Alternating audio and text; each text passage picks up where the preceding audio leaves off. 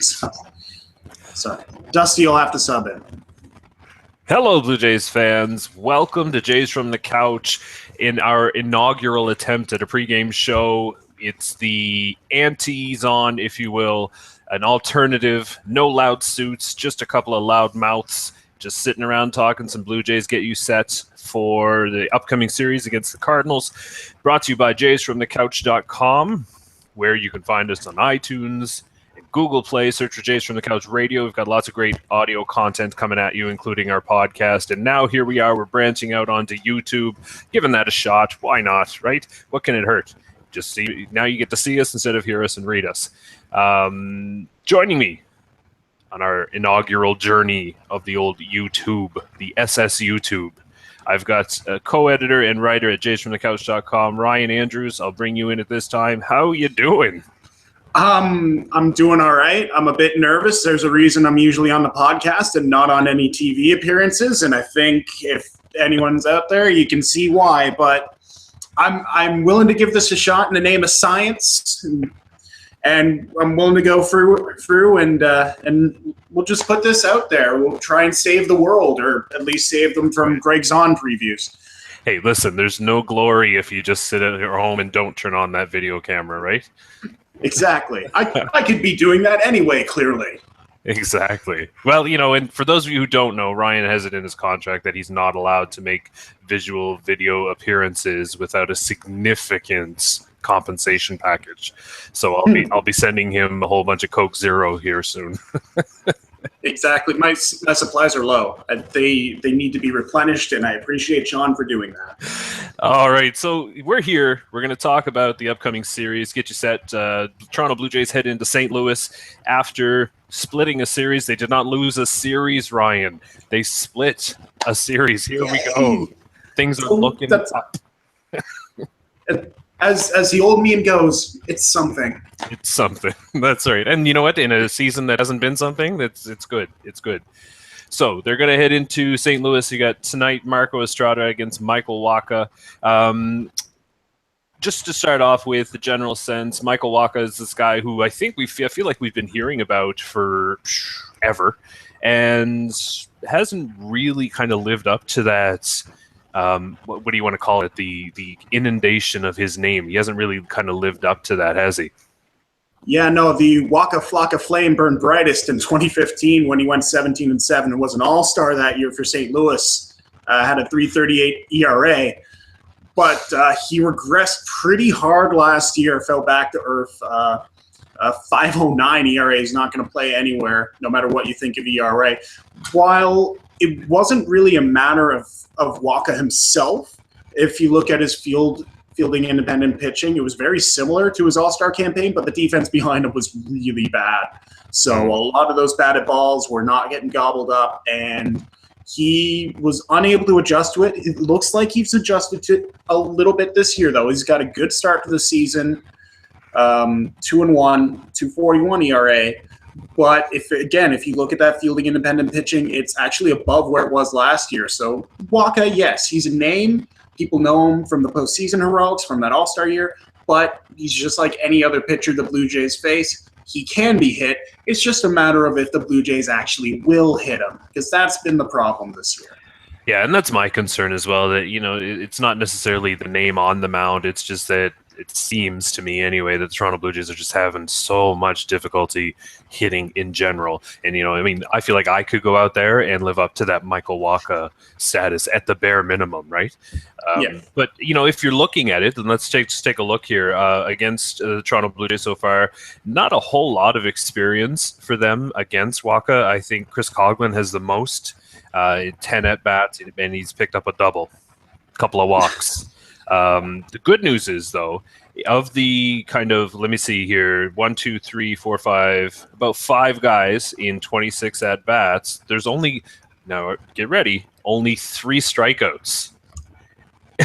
Oh, wow. Hey, listen. I can't that make number's it up. That number's going to go up very quickly. I have to imagine. If Saltalamacchia is in the lineup, that's going to go up by at least 3. Yes. Okay, now so here you go. So our first live YouTube broadcast And we will have video evidence of this. Now, Ryan Andrews makes a bold statement, 3 strikeouts for Jared Saltalamacchia, who's behind the dish.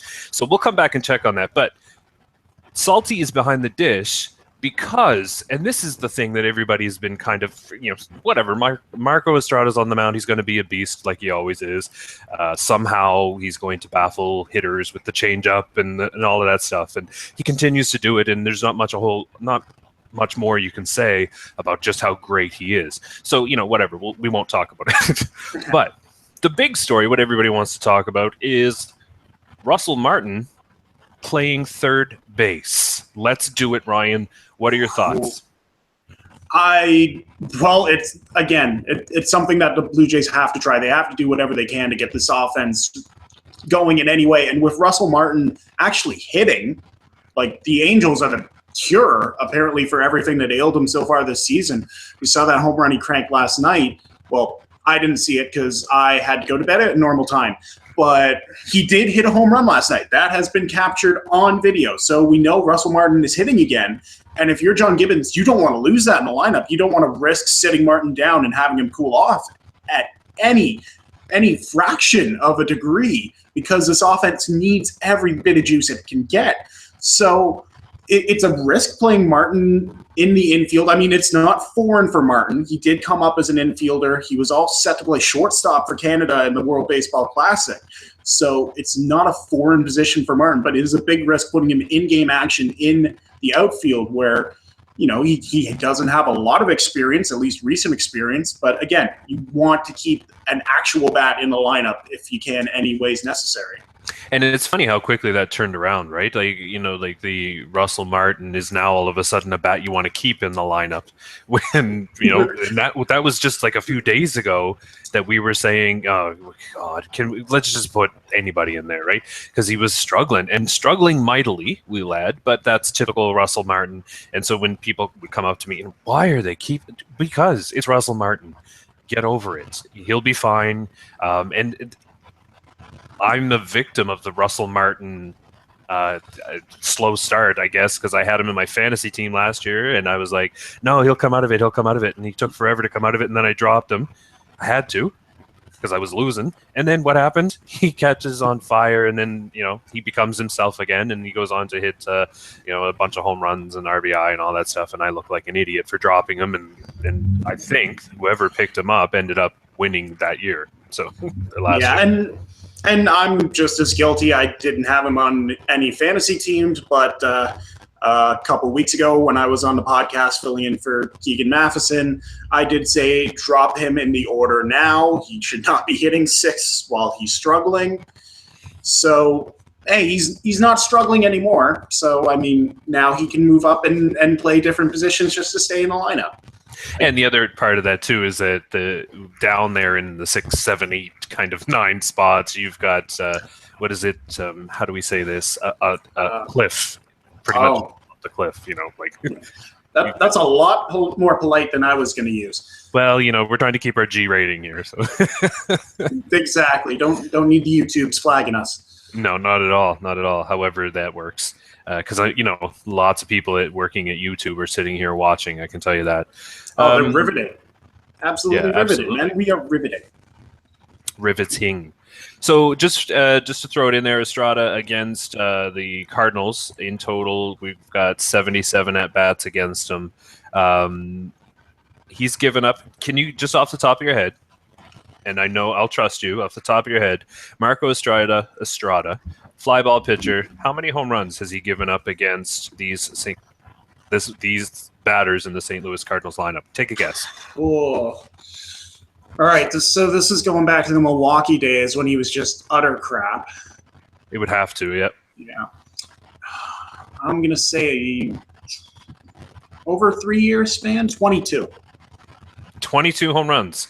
You, sir, are correct in the numbers, however, incorrect in the total. He has given up 2. Really? In 77 at-bats, and we're talking about Matt Adams, Matt Carpenter, Dexter Fowler. Yeah, I guess that would be the former Cardinals, huh? Oh, well. Well, yeah, maybe. Yeah. All right, so let's look ahead here a little bit. So first of all, before Game 1 begins, and just so that we can look like we actually predicted something here, who takes Game 1? Wacha, Estrada. Wacha Estrada. Yeah. I want to be optimistic and say that Marco Estrada is going to do enough. Coming back to St. Louis, he should have enough in his arsenal with a Cardinals lineup that is also just struggling to find its footing in the early season. They're still under 500 despite kind of rallying from that 3-10 start. So I think Estrada can do enough against them to put the Blue Jays in a good position, and I don't think Michael Wacha is that dominating pitcher that everyone thinks he is. So I think the Blue Jays can do enough against him to maybe bang out a 2-1, a 3-1 victory. So I will say the Blue Jays win Game 1. It's a little later on in the series where I start to have my doubts. Right. I'm with you. I think the Blue Jays can, but will they? I mean, but the one thing that we'll add, since you talked about the Cardinals' record, is that they had just as bad a first few games as the Toronto Blue Jays, and now here they are. I believe one game under 500 now, right? So it is possible to get back to 500. So we'll throw that out there just for all the naysayers and the doomsdayers. Game 2. Oh man. See, this is where I start to have my doubts, Sean. Just a little bit. You know we got to talk about it though. Matt Latos, don't call me Matthew Latos. Taking the mound for the Toronto Blue Jays against somebody who probably will have more success, Carlos Martinez. Just a little bit. Yeah, a little bit. So just very quickly here, let's go through Game 2. Matt Latos against the Cardinals in 95 at-bats. He's given up these Cardinals, again, only 3 home runs. This is encouraging. 20 strikeouts to 5 walks. That's great. And an on-base percentage of just .310. That's, if he gives you something similar to that, the Blue Jays win this game. That's true, but you have to wonder how much of that he actually has left, because a lot of those numbers are going to come from the San Diego days when he was really good, the Cincinnati days when he was really good. We have not seen that Matt Latos in MLB in a couple years, and we didn't really see it in the first start in Anaheim either. 6 hits, 4 runs, a bit shy of what I predicted, but it's still not a real quality start, which is what the Blue Jays need more than ever nowadays. They need quality starts to even be competitive in games. So you have to wonder if Latos can learn from what he did in Game 1. He doesn't have to face Mike Trout anymore, so that's a plus. If he can just keep the hits to a minimum, just keep his control and survive with a 3-run outing and just get it to the bullpen after 6. Yep. That should be enough to keep the Blue Jays in it, but Carlos Martinez is a good pitcher against good offenses. The Blue Jays offense is going to have a lot of problems with the kid. I see that. Yep. And just anybody who has faced him has not gone deep. Looking at it here, we've got a total of 23 at-bats and not a single dinger, which is going to be a problem for a team that relies on the ye old dinger. Game 3, they wrap up. Oh, man. Casey Lawrence. Oh, yay. Hold on. No, wait for it. Adam Wainwright. So if this were a few years ago, and it were Adam Wainwright, we may be shaking even more in our proverbial boots. But the fact that he's up against Casey Lawrence has us shaking almost as bad, right? Yeah, it's not as daunting a task as it was in the past with Adam Wainwright. He has had the injury issues the past couple years, so he's still trying to work his way back. And enough of the Blue Jays have seen him, as opposed to Wacha and Martinez, that there is a book on Wainwright that they can use. And it's actually probably going to tilt the data more in their favor with the way he's kind of fallen off trying to come back from his arm troubles.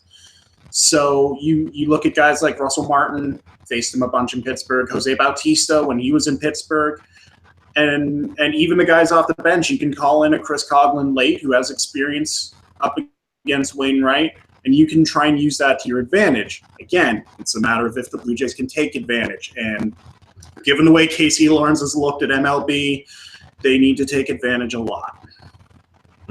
Yeah, and you mentioned all the experience that these guys have had against Adam Wainwright, and that's partly just from sticking around for quite a while. But he's only against this lineup a total of 2 home runs.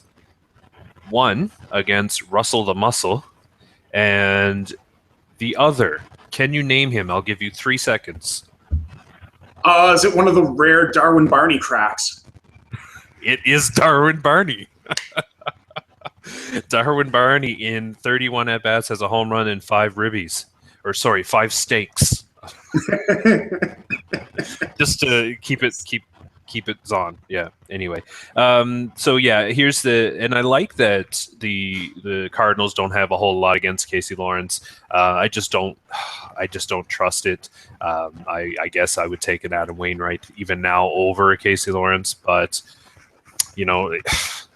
it is what it is, I guess, and you're just hoping here to come out. First of all, I guess nobody else gets hurt. That would be nice. And yeah, I don't know. I'd like to say they could take 2 or 3, but having Latos and Lawrence to do that, to rely on those 2, that's going to be a tall order. Yeah, exactly. When you're relying on one pitcher to turn back the clock, and you're relying on another pitcher to even find a clock, you're not in for a good time, and it's really hard to see the Blue Jays actually winning this series. Although, let's be honest, if they come out of this road trip to Los Angeles and St. Louis with a 3-4 record, start of the season, we'd be taking that. We'd be like, all right, that's an all right road trip. Now, contrast that with all the home losses, doesn't look as good. But again, given the circumstances, it's something. It's not 6 losses out of 7. So at this point in time, you hope your big horse Estrada gets you that winning game 1, and then after that, you pray to the baseball gods and hope they ever be in your favor. Mm-hmm. Absolutely. And you know what I mean? It's going to be a long road to get back to 500 anyway, and they're not going to do that all in one road trip. So I think just get out, even because that old adage, right? You play 500 on the road, have a winning record at home, and chances are your season's going to end up pretty good.